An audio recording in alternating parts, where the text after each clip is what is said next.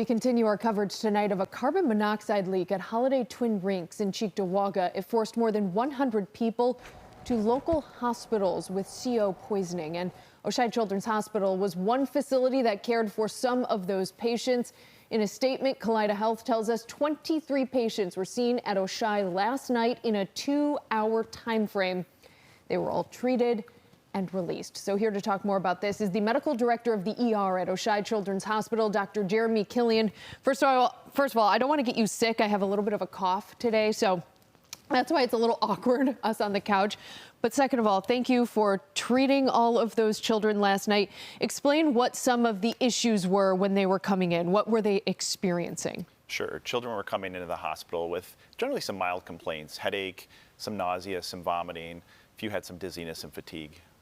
And this amount of, carbon monoxide poisoning that these children had, encountered, was that enough that it was going to be potentially fatal for some of these children, or was it kind of a more mild case? And I know when we talk about carbon monoxide poisoning, it's not really a mild situation.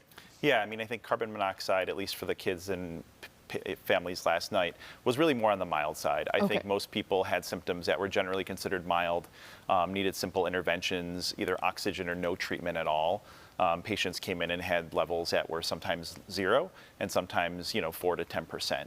And so I think most of the symptoms everyone experienced was mild and reversible. Okay, got it. And then, like you said, some needed oxygen, others not really much at all. But, they were in the care of your team and all of them had left. Did anyone really stay overnight? No, at our site, the 23 patients we saw were able to be discharged and released. Okay, very good.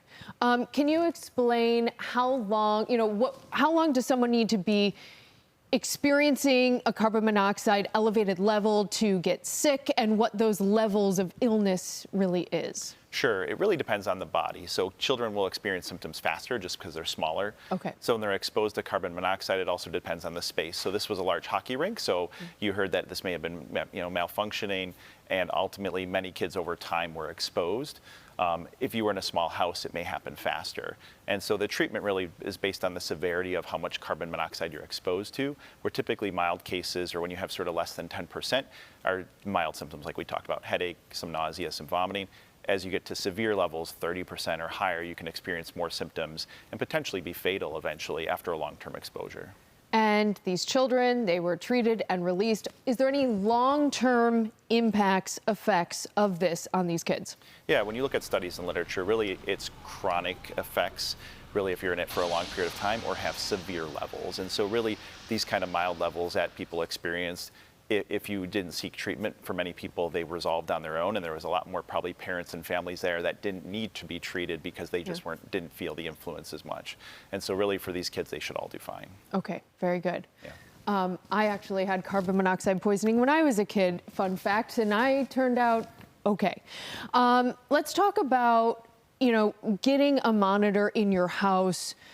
Do you often see this carbon monoxide issue, wintertime issue, or, throughout the whole year? Why is it important to have a monitor in every house? Yeah, you can see it at any time of year. Your gas stoves, your hot water tanks, anything that uses gas and it's not working right, can raise the levels in the house. We tend to see it in our region a little bit more in the winter when there's more heat on. Yeah. You can also see it in cars when people are idling or waiting at the bus stop. So again, I think that's why it's a law to have them in our houses to protect us, but they've got to be working. And you guys, very busy this time of year. You're dealing with what I'm kind of dealing with, a lot of common colds and whatnot, but also more than that, a lot of flu, a lot of RSV right now. And then this hits you, 23 patients come in with this. How busy and kind of crazy was the hospital last night? Yeah, we've been above average for sure than normal. This time of year, there's a lot of COVID, flu, and RSV, like you said. And so the team reached out sort of through their communication channels, and we sort of brought in additional resources, both providers, nurses, respiratory team, really mobilized to sort of set up a mini mobile unit in the ER to just sort of put those exposed to carbon monoxide and sort of get them seen and taken care of. Well, thank you for all you're doing. Sure. Moving beyond the carbon monoxide into like COVID, RSV, what are you seeing the worst of right now? COVID, RSV, the flu, or kind of all three combined here? Yeah, I think if we look at our numbers over the past few weeks, RSV has got a slight decrease. COVID is sort of always there and seems to not want to go away. Okay. But the flu has been really picking up over the last week or so. Okay. What are the symptoms to look out for in that one? Yeah, I mean, the flu can vary. I mean, for many people, fever, cough, congestion, as well as some GI symptoms, vomiting, diarrhea.